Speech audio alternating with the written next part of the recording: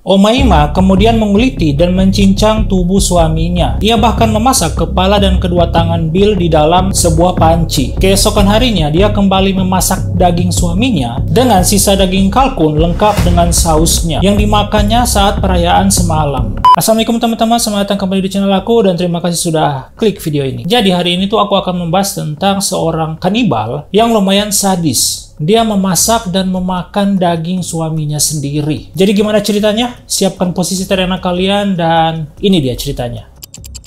Pernah dengar nama Omaima Nelson nggak? Ia adalah seorang mantan model yang berasal dari Mesir yang tega-teganya membunuh dan memasak suaminya sendiri. Omaima Nelson ini tuh lahir dan dibesarkan sebagai salah satu dari 16 bersaudara di Kairo, Mesir. Ada laporan yang bertentangan tentang usianya. Meskipun sebagian besar sumber menunjukkan bahwa ia lahir pada tahun 1968. Pada usia 6 tahun, ia menjalani sunat perempuan sesuai keinginan ayahnya. Ia dan saudara perempuannya itu tinggal bersama ibunya di daerah Kumu, kota dekat pekuburan setempat. Pada tahun 1986, ia berimigrasi ke Amerika Serikat setelah menikah dengan seorang warga negara Amerika, Roger Steinbrook, yang kemudian ia ceraikan. Bekerja sebagai pengasuh anak dan kemudian juga mendapatkan pekerjaan sebagai model. Masa kecilnya itu dipenuhi dengan kenangan yang buruk tentang pelecehan dan kekerasan seksual. Ia akhirnya mengambil keputusan untuk pindah ke Amerika Serikat. Setelah perceraiannya, dia kemudian menikah dengan seorang pria, mantan pilot bernama Bill Nelson, yang baru dikenalnya beberapa hari. Dari sinilah dia mendapatkan nama Nelson sebagai nama belakangnya. Saat menikah, Omaima ini masih berusia 23 tahun, guys. Sedangkan suaminya cukup terpaut usia yang jauh, guys. Suaminya sudah berumur 56 tahun. Mereka sempat pergi bulan madu ke salah satu daerah di Texas sebelum akhirnya kejadian mengerikan itu terjadi. Setelah selesai bulan madu, Omaima ini menyatakan bahwa dirinya akhirnya baru mengetahui sifat asli dari suaminya ini, di mana dia sering mendapatkan kekerasan seksual. Sampai pada malam perayaan Thanksgiving tahun 1991, Bill kembali melakukan kekerasan seksual pada Omaima ini kepada istrinya di apartemen mereka. Tapi kali ini Omaima ini memilih untuk tidak diam saja, guys. Ia memukul kepala suaminya itu dengan lampu meja, lalu menusuknya berkali-kali dengan pisau hingga tewas.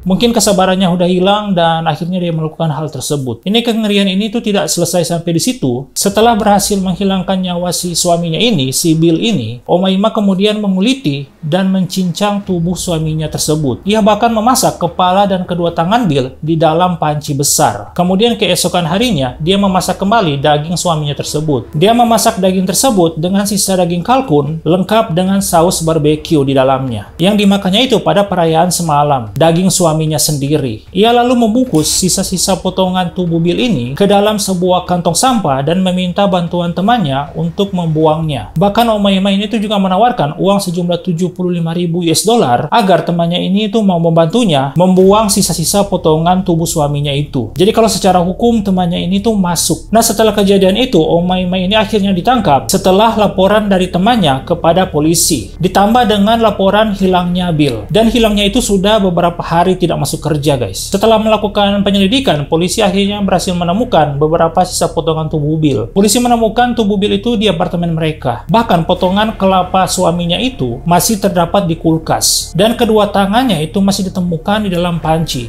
Bayangin kalian pergi ke rumah si Omaima ini, terus kalian buka kulkas, ternyata ada kepala orang di situ. Dan ketika kalian buka panci, ada tangan orang. Saat diinterogasi, Omaima ini tuh mengaku membunuh suaminya demi membela dirinya karena sering menerima kekerasan seksual. Nah, gimana nih anak hukum, apakah ini termasuk pembelaan atau gimana? Kata Omaima, aku bisa saja mati kalau aku tidak membunuhnya. Pengadilan akhirnya menetapkan hukuman 28 tahun penjara pada Omaima ini. Ia sempat mengajukan banding untuk pembebasan pada tahun 2006 dan 2011, tapi ditolak oleh pengadilan. Nah, di saat menggeledah, pihak kepolisian itu menemukan banyak perabotan berlumuran darah dan daging manusia yang berserakan di sekitaran ruangan, baik dibungkus dengan kertas timah atau dikemas dalam kantong plastik. Jadi potongan tubuh manusia itu berceceran di mana saja, guys. Bandingnya terhadap pengadilan itu ditolak karena para komisioner ini atau atau pengadilan itu menganggapnya tidak dapat diprediksi dan merupakan ancaman serius terhadap keselamatan publik. Takutnya kalau misalkan dia bebas di luar, dia akan melakukan hal yang sama. Ia tidak akan dapat mengajukan pembebasan bersyarat lagi hingga tahun 2026.